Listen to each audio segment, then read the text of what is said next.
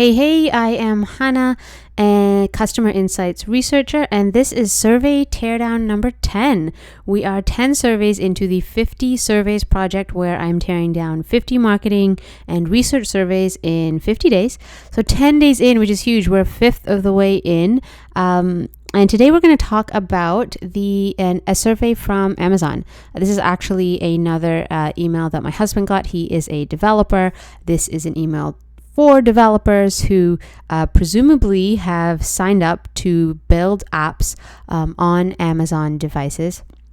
And we're going to dive into first looking at the email that they've got here and then the survey itself. There are a few points that I want to cover.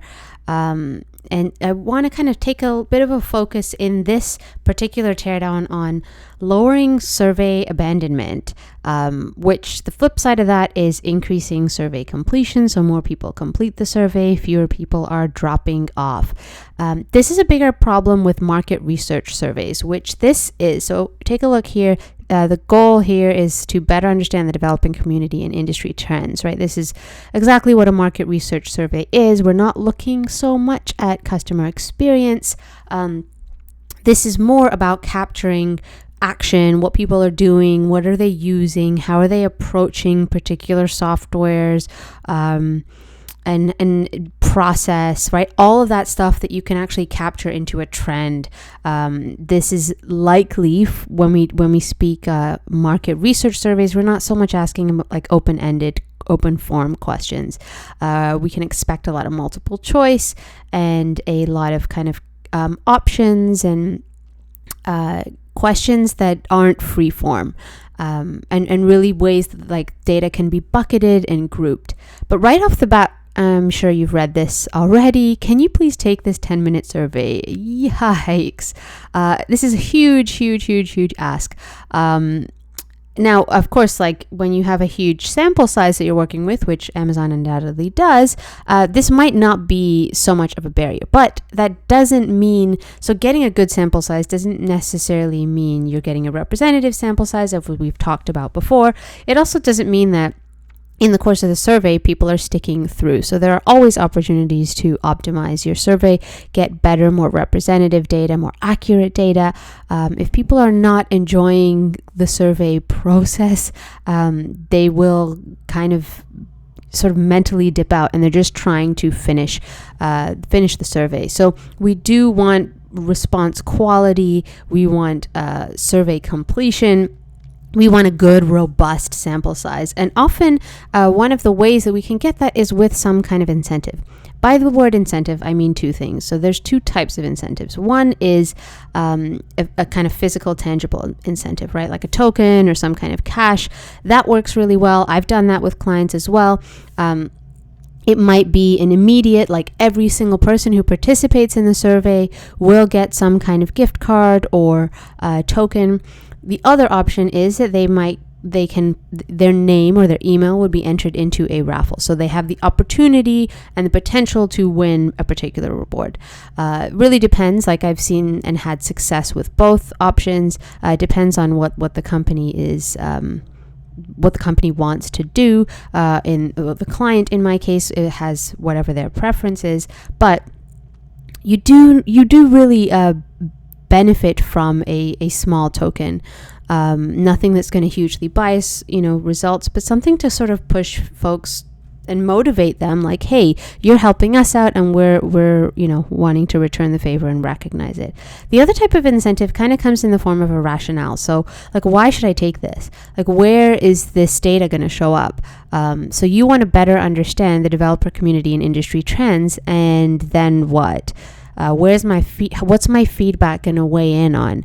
Is it going to weigh in on something internally? Am I going to maybe see a report? Is it going to influence particular decisions internally? Like all of that really makes it, we make decisions with more information and context, right? So that can be really, really exciting, really helpful to know. Right now, this sort of feels a little very kind of distant, right? Like company and individual. There's a big giant space in between. And when we use words like industry trends and understanding the developer community, but actually the person that's receiving the email is the developer community. So it's understanding you and what you are doing, because you, the recipient of this email, is kind of part of the trend, whatever that trend is, right? They're the ones that have a pulse on the community. So it's not so much like as a third person as this is making it sound. So we always want to try to make surveys feel really human. The more relaxed, the more interested, the more engaged an individual is, a customer or user is, the better responses we get, the better engagement, better participation, completion, all of that good stuff. And of course, that creates goodwill that will carry forward through the entire experience that you have with that customer or user. So always benefit and advantage for companies to do that. Let's dive into the actual survey and see what's up. All right, so can see on my screen we've got Amazon Developer Huddle, a little bit of personalization there. A note on personalization. So while there are clear ways to increase response, increase completion rate, and lower the chance of folks abandoning the survey midway because of like fatigue or boredom or whatever the case might be, personalization is kind of sits at the top. When we look at the data, at research that's been done on how to increase completion rates, personalization is huge, which is essentially relevance. Is this relevant to me? Is this going to serve me? Is this going to help me in some way? When we can make that customer or user focused benefit really clear, it's very, very easy to get people to opt in to do a survey because they understand kind of that bigger picture and they actually want to contribute. So that sentiment, being able to find that, which it isn't here, and it wasn't so much in the first in the email either. Being able to find that and suss that out is really, really going to help people get over the hump, especially for like a 10-minute survey. Right off the bat, we start to see this little guy here, this kind of meter, and we notice that this first question, and you'll see with the others, don't have numbers. When you have a 10-minute survey, it's pretty daunting. Numbers are a great point of reference, and I would encourage using like some kind of countdown timer, or not timers, kind of countdown of questions, or even awareness of like how many questions. You're setting expectations. When someone is willing to do a 10-minute survey, you want to do everything you can to help like nudge them towards actual completion of that survey. This feels pretty daunting. Like, just how you're kind of waiting, right? Like, did it jump at all with the next question? And you'll see that as we go through. Very, very passive. You might not, but this ideally is, technically this helps, right? Because it gives some sense of like completion in sight. But if it's not moving fast enough, folks can be, or if it's not moving much, folks can be kind of intimidated and put off by this. So having numbers helps, letting them know how many questions. They might not like the number of questions, but if they are willing to embark, there's much less, it's much less likely that they will abandon and drop off halfway through or a fraction of the way through. So I would highly encourage having some kind of question number in there and mentioning the number of questions in the email itself. All right, so I've gone through some of these with, I've gone through this myself before, and I didn't submit any of the data. I just wanted to see the questions, and I went through it also with my husband, who is a developer. I've worked with clients who have worked with whose community, they serve developers as well. So I'm not coming in completely cold to this, to the developer community. But I'm going to click through, and I want to just chat about one thing, which is that when someone clicks this, I've not registered for an Amazon developer account. Doesn't appear that they get different questions. Some of the questions you'll see are not really specific to using the Amazon developer account, but it feels like there's some room for personalization here, that you might get slightly different questions, or you might get some kind of acknowledgement that like, hey, I clicked this and not that. So again, personalizing, tailoring this as much as possible is going to be really, really helpful. So I'm going to click where my husband's at with this. So he's registered for an account. He hasn't published any apps. All right. How many employees do you have in your company? So this is kind of like a bit on left field, in the sense that when my husband registered, he registered as an independent developer, but there's not really room for this. So like, yes, it's a question you can answer. It's not so much of a barrier, but already it's a marker of like doesn't, I mean, I don't have a company that I registered with. What if I'm doing this on the side? What if I'm an independent? So having that kind of option is helpful. So the people can opt out and they do feel acknowledged, right? In this case, if you don't have a company that you registered, that you signed up with, maybe you just choose less than 5 because that's the smallest option. So already it doesn't feel very personalized. What devices does your business create apps for? So again, we've got this language here that might not be a fit, but let's go ahead. One thing I will note that is good is that when I've taken this and kind of gone through a couple times, these multiple choice options do switch and swap around, which is great. You want, unless there's a necessary sequence, if you have like a 5-point scale or a Likert scale, if these are not related, these multiple choice options, randomizing them is always a great way so that you're not biasing results, right? Like if someone's just flying through and they're always clicking the top thing, for example, this randomness will eliminate a skewing of your data. What types of apps do you build? Okay, so I'm just kind of flying through. This is what I'm noticing here, and is that this is great that there's multiple choice, right? This is very they seem pretty easy, but again, we're not really bought into the idea of like where this is headed. I mean, we haven't really moved that far. I don't have a sense of how many questions I've done, how many questions are going to be left, and I'm not really bought into like where is all of this going. Like why am I answering all of these questions yet, right? Like it sort of just feels like I'm kind of flying blind through these.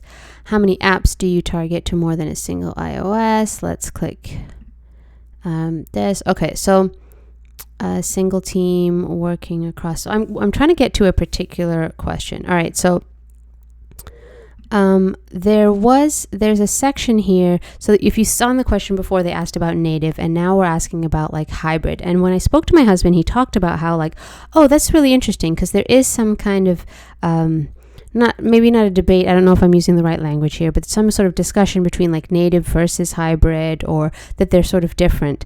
And when he's talked about that, and he and I asked if like, oh, if you had known that, sort of, because what he said is like, oh, it's interesting that Amazon's asking about that, that they're asking about native and hybrid. And he kind of became curious for the first time in the survey of like, what's happening? Like what might they do with this data? What might they do with this information? What is Amazon actually thinking about beyond the questions in terms of like the use of the questions? And so instantly that is kind of a really interesting piece to flip into the email, right? So now it's something like, well, if he had known, or he has some more context on like, how is this data going to be used? Where is it going to be used? What might it potentially inform? What are some questions, or like what kind of hunch does Amazon have about potential industry trends? And that doesn't mean kind of giving them away, but it means an idea of like getting the individual to buy into what it is that you want to know, so that they actually want to help you find out. And that can be really, really helpful when we want them to complete the survey, right? Because they kind of buy into that bigger picture. So I'm just kind of flying through here. You can see that we've got an interesting question here in terms of being able to kind of capture a different set of data, and all of this is multiple choice, which is great, or multiple choice, and you kind of check all that apply. And this also is something that you're able to kind of collect and categorize this information really easily across all of these responses, right? So not free form, which is much harder to kind of go from the qualitative to quantitative and bucket, especially when we're looking at trends. We've got some decent movement here, but we're still kind of flying blind. Top challenges, I'm just kind of clicking through. I want to get through to sort of the end here. All right. And then they end with this question. So, anything else you would like to share to simplify your experience in developing apps to target multiple app stores? So this is the first time that this has been mentioned in this survey. And even though that might have been the intention, it's the first time it's being raised as kind of clearly or in this language. But yet the question is like, anything else you want to share about this topic, with the implication that we've been talking about this. So this might require sort of like rewording earlier questions, or again, communicating what the objective is. It sounds like Amazon wants to simplify the experience in developing apps when you want to target multiple app stores. And that this data is going to help them towards that end. So having this actually up front, some language around this is going to be really, really helpful to make sure that folks are sort of buying in again, that they're aware of like the context, and they can think through this particular lens. All of the questions then will come, even that kind of scoring question, the like ranking the order, we can think through like, what is the context that Amazon's thinking of it? What is it they want to know? How can I as a user actually help them? I'm not going to go to the next. I don't want to give this data because it isn't, my husband submitted his survey already, and we were just doing this for testing, so I don't want to muddy up their data. And the next will kind of close the, it'll finish off the survey. But hopefully that's helpful. Personalization is huge. The more that you can get folks to kind of see the relevance for themselves, the more that they are likely to complete the survey. And that also the survey kind of lives beyond, right? Like, we're getting them bought into the idea of perhaps something that's coming down the pipes, right? A survey is always collecting data for some future project or communication or marketing strategy or messaging or development. And so we're getting a pulse on where things are at now to feed that. So accuracy of response, quality of response, commitment to the actual survey and completing it are all really important. It's not just kind of putting it out there and asking for the data. It is the quality of the data that you're getting, and even something like having a back button here, so folks can go back and check things, and they aren't sort of limited by like, oh well, maybe I missed something on the last question, let me go back. No, they might just sort of click out if they felt like it was inaccurate, if they felt like their response was inaccurate and they couldn't update it. So all of these little things will really, really help improve completion rate, minimize drop-off, and get the data that you're looking for and make sure that it's actually quality data. So you're actually capturing the real trends from a representative sample, not the narrow few that are willing to complete the survey, which may be a biased group. I hope that's helpful. And I'm excited. This is survey 10. So I will see you back here tomorrow for survey teardown number 11. Have a great day, folks.